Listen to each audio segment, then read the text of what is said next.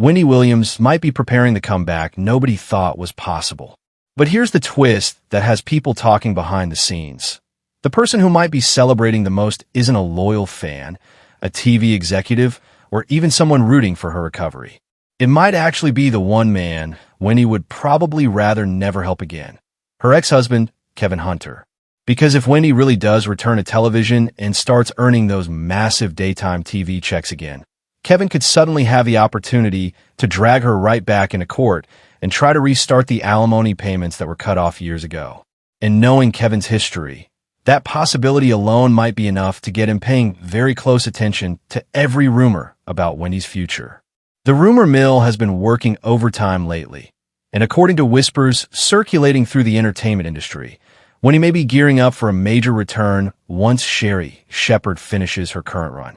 The talk is that producers are quietly preparing for the possibility of bringing Wendy back in some capacity, and the alleged accommodations being discussed make it clear they are willing to go above and beyond to make it happen. Sources claim Wendy has even been looking at a stunning 3-story penthouse apartment designed with accessibility in mind, complete with a private elevator, so she can move comfortably between floors while managing ongoing health challenges. And that's only part of the plan that insiders say is being considered. There are also reports that the show's production team would be implementing special arrangements to ensure Wendy can perform her hosting duties without putting strain on her health. One of the most talked about ideas is a custom mechanical purple chair designed to glide her smoothly onto the stage at the start of each show, eliminating the need for her to walk across the studio floor the way she used to. On top of that, the rumored agreement supposedly includes 2 full-time personal drivers who could assist Wendy not only with getting to the studio, but with everyday travel as well. A private chef could be hired to maintain her nutrition, and even a life coach might be brought in to help support her sobriety and overall stability. If these reports are even partially true, it sounds like production is pulling out every possible stop to make Wendy's return workable. But here's the part of the story that turns a comeback rumor into a full-blown drama. Wendy's potential return wouldn't just mean new episodes and fresh headlines. It could also have serious financial implications for her ex-husband, Kevin Hunter. When Wendy and Kevin finalized their divorce, the terms of their settlement reportedly included provisions tied to Wendy's employment status. In simple terms, if Wendy was no longer hosting her show or earning a comparable television salary, Kevin's alimony payments could be modified or even terminated.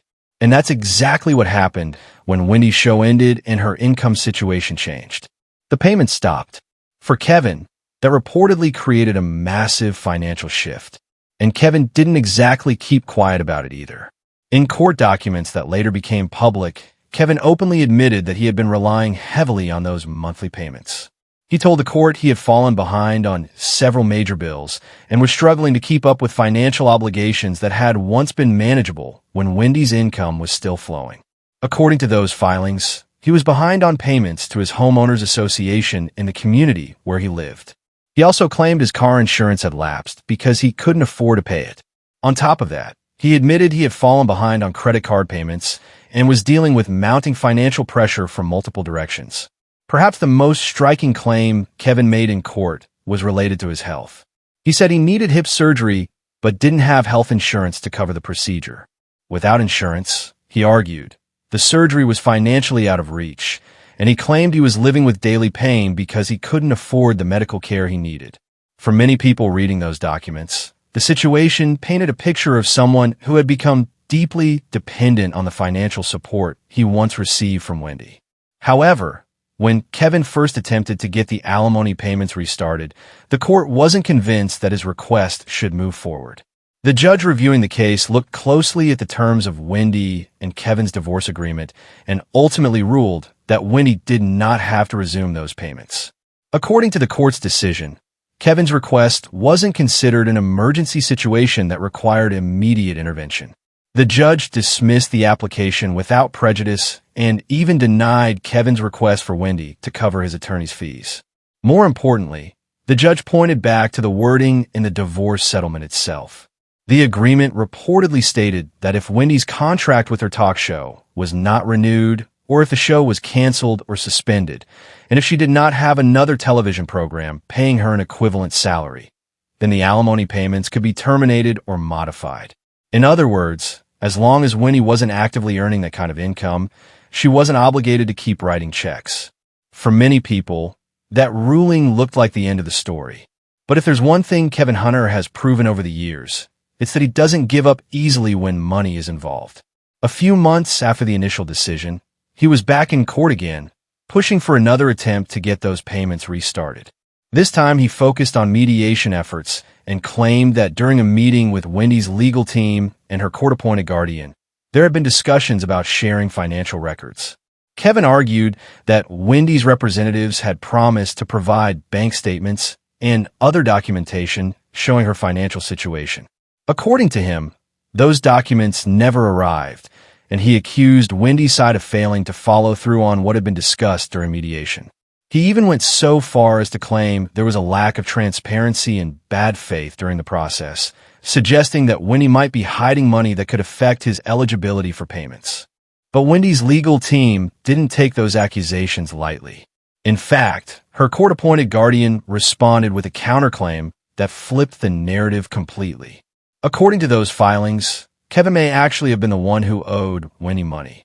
The guardian argued that Kevin had continued receiving alimony payments for a period of time even after Wendy's income had dropped significantly. Based on their calculations, Kevin had allegedly received around $112,500 that he was not entitled to under the terms of the divorce agreement. Wendy's guardian requested that the court order Kevin to return that money, plus interest. The filings also included another unusual request, a gag order. Wendy's guardian asked the judge to instruct Kevin to stop discussing the case publicly and to limit any conversations about the situation to his legal advisors. The reasoning was that Kevin had allegedly been speaking to people about the case in ways that could potentially influence public perception or complicate the legal proceedings. Despite that request, Kevin continued to make headlines as details about his financial situation began to surface. Reports indicated that he had listed his home for sale for around $1.3 million.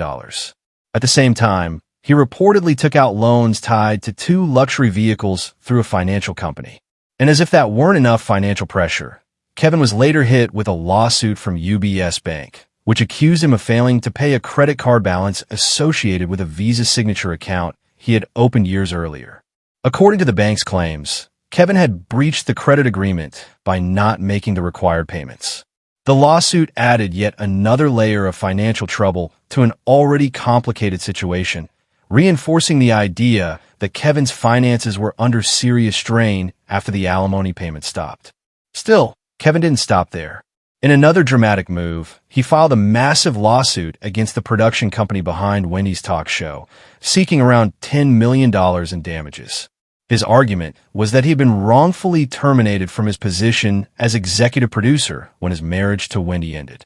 Kevin claimed he had played a key role behind the scenes in building the show into a dominant force in daytime television, using his business instincts to negotiate major deals and expand the program's reach. Court documents connected to that lawsuit even included an email from the production company informing Kevin that his employment was being terminated effective immediately.